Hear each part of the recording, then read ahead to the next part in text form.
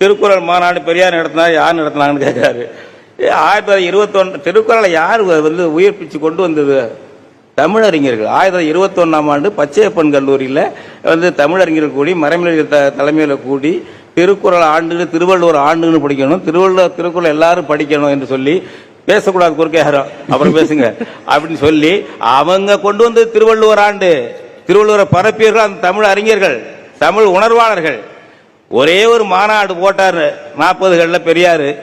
அதை அண்ணாவை காலி பண்றதுக்கு அவர் தமிழ் பேசுறாரு, இவர் தமிழ் பேசுறாங்கிறதுக்காக அத்தோட விட்டுட்டாரு. அதன் பிறகு தமிழ் காட்டுமிராண்டி பாஷை, தமிழை படிக்காது, இங்கிலீஷ படி.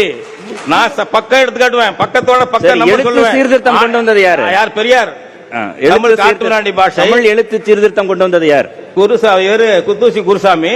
பெரியாருக்கு பேர் அது குத்தூசி குருசாமி. விடுதலையில எழுத்து சீர்திருத்தம் குடியரசில் கொண்டு வந்தவர் குத்தூசி குருசாமி என்ற பட்டுக்கோட்டை தமிழன்.